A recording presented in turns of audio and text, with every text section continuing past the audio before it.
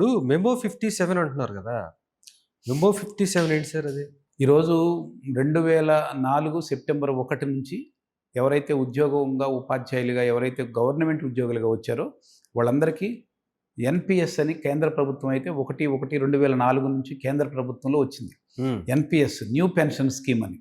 మన రాష్ట్రంలో అయితే సెప్టెంబర్ నుంచి 2004 సెప్టెంబర్ 1 నుంచి మనకి సిపిఎస్ కంట్రిబ్యూటరీ పెన్షన్ విధానం అని వచ్చింది.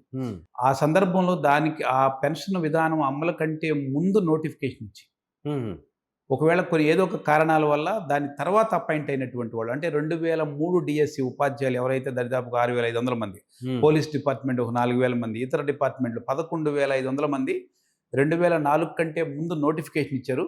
2004 సెప్టెంబర్ 1 తర్వాత అపాయింట్ అయ్యారు వాళ్ళు. ఇలా అపాయింట్ అయినటువంటి వాళ్ళు ఎవరైతే ఉన్నారో వీళ్ళందరికీ కూడా పాత పెన్షన్ విధానంలోకి తీసుకురావాలి అనేది కేంద్ర ప్రభుత్వం 2017లో మెమో నెంబర్ 57 అని ఇచ్చింది.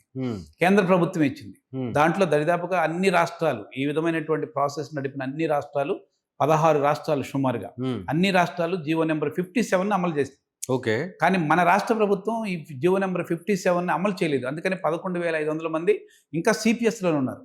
వాళ్ళ న్యాయబద్ధమైన డిమాండ్ వాళ్ళు ఖచ్చితంగా పెన్షన్ను హక్కుదారులు. ఎందుకంటే 2003 కంటే ముందు 2004 కంటే ముందే వాళ్ళ నోటిఫికేషన్ వచ్చింది.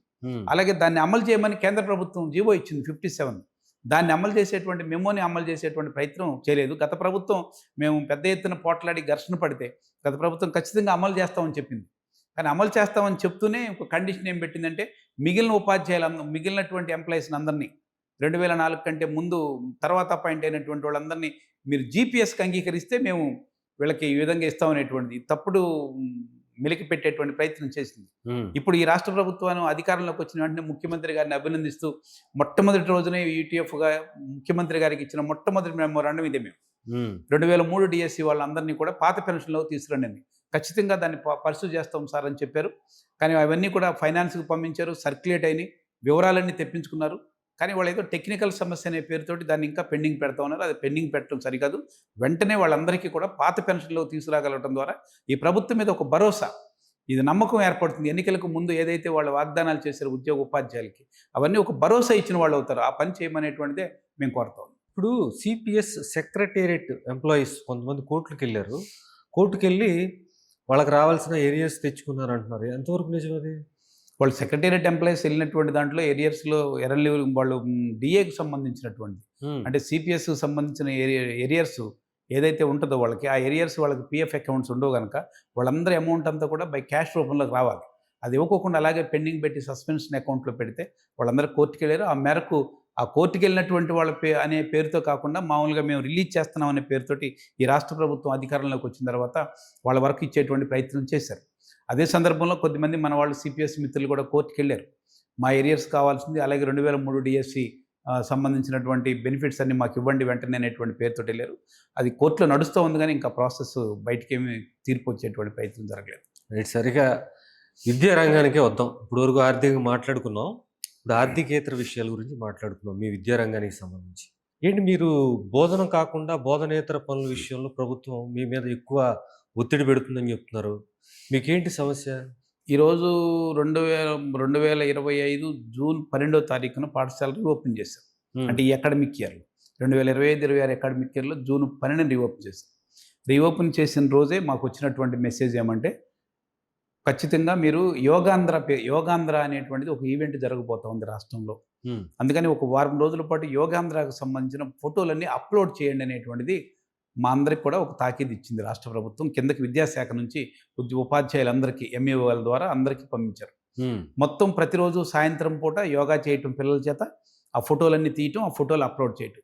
దానికోసం ఎక్కడి నుంచి ఫోటో తీయాలి స్పష్టంగా ఉండాలి. ఆ ఫోటోలకు సరిగ్గా లేకపోతే మళ్ళీ అప్లోడ్ చేయమనేటువంటి పేరుతోటి ఒక వారం రోజుల పాటు పాఠశాల తెరిచిన తర్వాత పిల్లవాడు అప్పుడే 42 రోజులు సెలవులు ముగించుకుని వచ్చిన తర్వాత వాడికి ఈ పాఠశాలలో 4 అక్షరాలు చెప్తారనే వాతావరణానికంటే యోగాంధ్ర పేరుతోటి సరిపోయింది మాకు వారం రోజుల పాటు.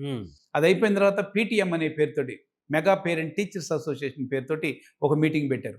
ఇది తల్లిదండ్రులకి మాకు మధ్య సంబంధం ఉన్నటువంటి పిల్లాడు ఏం చదువుతున్నాడు, ఏం చదవట్లేదు, లేకపోతే ప్రభుత్వం ఇచ్చినటువంటి పుస్తకాలు సరిగ్గా ఉన్నాయా లేదా, బట్టలు సరిగ్గా ఉన్నాయా లేదా, అందినయా లేదా, ఇలాంటివన్నీ మేము తల్లిదండ్రులు మాట్లాడుకోవాల్సిన సాధారణ సమావేశం. దాన్ని పెద్ద ఈవెంట్ సమావేశంగా మార్చేసి అది ఒక 15 రోజుల పాటు. హ్మ్. అలాగే ఆ ఈవెంట్ జరుగుతున్నప్పుడు ఒక 30 సెకన్ల వీడియో అప్లోడ్ చేసి పంపించమన్నారు లైవ్. ఆ లైవ్ పంపించే సందర్భంలో ఒకవేళ పొరపాటు ఉంటే దానికోసం 10, 15 రోజుల పాటు గందరగోళానికి గురి చేశారు.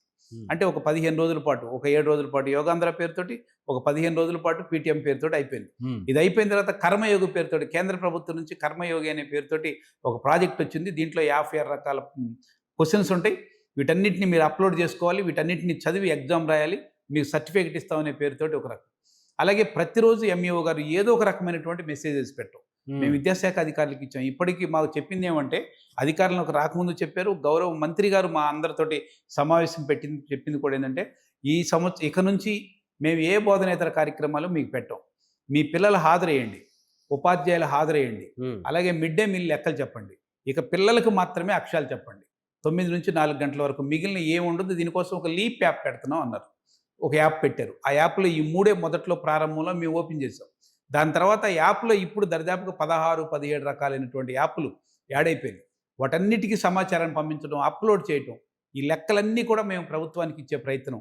హడావుడి చేయటం. ఒకవేళ ఎవరైనా 10 గంటలకు పెడతారు మెసేజ్ మాకు. 11 గంటలకల్లా అప్‌లోడ్ చేయాలి మీరు. అప్‌లోడ్ చేయకపోతే మీరు డిఫాల్టర్. హ్మ్. వెంటనే వాడు మెసేజ్ పెట్టేస్తారు. కిందకి గౌరవ ఎంఈఓ గారు ఏం పెడతారంటే కిందకి ఇదిగో పలానా స్కూల్ ఇంకా పెట్టలేదు. మీరు పెట్టకపోతే అంటే మళ్ళా హెడ్ మాస్టర్ హడావుడి పెట్టటం.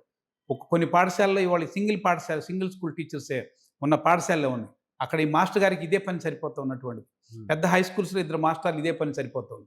మేము పదే పదే చెప్పాం. బోధనేతర కాకుండా ఈ 3 పనులు కాకుండా మిగిలిన పనులు ఏటికైనా మీరు బయట ఉన్నటువంటి ప్రభుత్వ డిజిటల్ అసిస్టెంట్స్‌ని ఉపయోగించుకుంటారా? సెపరేట్‌గా వాలంటీర్‌ని ఇస్తారా? లేకపోతే మీ సీఆర్‌టీలను ఉపయోగించుకుంటారా? ఏం చేస్తారనేది మీరు చేయండి. కానీ మా దగ్గర బోధనకే పరిమితం చేయండి అనేటువంటిది చెప్పాం. గత ప్రభుత్వం అయితే 72 రకాల యాప్‌లు పెట్టింది. హ్మ్. ఆ 72 యాప్‌లు దేనికోసమని అడిగాం మేము పోయినటువంటి కమిషనర్ గారిని, పోయినటువంటి ప్రిన్సిపల్ సెక్రటరీ మా ప్రవీణ్ ప్రకాష్ గారిని అడిగాం. హ్మ్. ఆయన చెప్పింది ఈ లెక్కలన్నీ ప్రపంచ బ్యాంక్ ఇవ్వడం కోసం. హ్మ్. వాళ్ళకి లెక్కలు ఇచ్చేదాని కోసం ఇంత హంగామా మాకెందుకు చేస్తున్నారని అడుగుతున్నాం. ఈవెంట్‌గా మా పాఠశాలని ఈవెంట్‌లుగా చూడటం సరికాదు. విద్యార్థులకు అక్షరాలు చెప్పేటువంటి వేదికలుగా మా పాఠశాలను చూడండి. నైతిక విలువలు ఇచ్చేవాళ్ళుగా చూడండి అనేటువంటిది ఇప్పటికీ మా భావన. కానీ పాఠశాల తెరిసిన దగ్గర నుంచి మేము అన్ని లెక్కలు ఇచ్చాం. జూన్ 12 నుంచి అక్టోబర్ 25వ తారీఖు వరకు అధికారుల దగ్గర మా డేటా అంతా ఇచ్చాం. ఏ యాప్‌ల వల్ల ఇబ్బంది పడుతున్నాం అనేటువంటిది. వాటన్నిటిని తగ్గించకపోతే మేము పాఠాలు చెప్పడం కంటే కూడా ఇవాళ పాఠశాలలో ప్రభుత్వంతో సంబంధం లేకుండా, లేతే మిగిలిన రిస్ట్రిక్షన్‌తో సంబంధం లేకుండా ఇవాళ 40-50-60% మంది ఉపాధ్యాయులు స్వచ్ఛందంగా మంచిగా పిల్లలకి పాఠాలు చెప్తున్నారు.